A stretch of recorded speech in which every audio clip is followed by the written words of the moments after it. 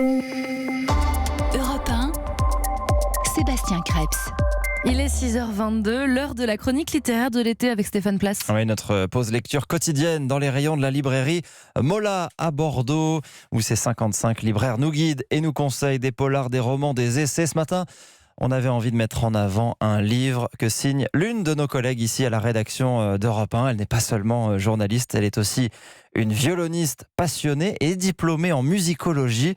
Laure d'Autriche dresse dans un livre le portrait de 13 compositeurs qui ont marqué leur époque. Bach, Mozart, Strauss, Beethoven et d'autres. Ces musiciens qui ont fait l'histoire.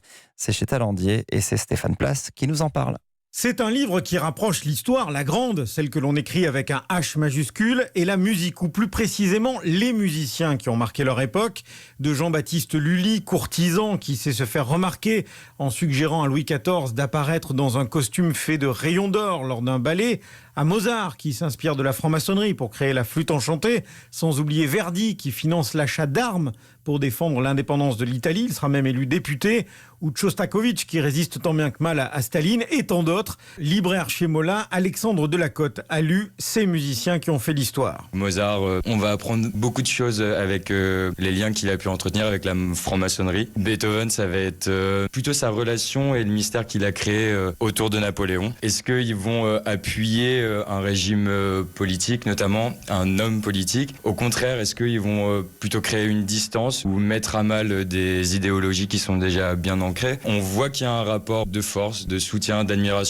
parfois. Il y a notamment un compositeur très connu pour l'époque qui était François-Joseph Gossec. Lui, on voit bien qu'il a été assez opportuniste. Il pouvait très bien soutenir et composer pour Louis XVI. Et au moment où la Révolution s'est mise en place, il n'a pas hésité à se faire porte-parole de la Révolution française. Et par la suite, il n'a pas le problème à soutenir Napoléon. De la période de Lully jusqu'à la période de John Adams, on a toujours des petits détails qui sont très intéressants et qui parfois surprennent. Ces musiciens qui ont fait l'histoire est un ouvrage qui n'est pas réservé aux seuls mélomanes, comme le souligne l'éditrice et historienne Dominique Missika. Il n'y a pas besoin d'être un fin connaisseur de l'œuvre de Lully pour comprendre que Lully et Louis XIV, c'est un couple, que Shostakovich et Staline vont ensemble, et c'est une manière de parcourir l'histoire et l'histoire de la musique en même temps. De se dire que on ne peut pas écouter l'hymne des esclaves dans Nabucco de Verdi sans penser que c'est devenu l'hymne de l'unité italienne,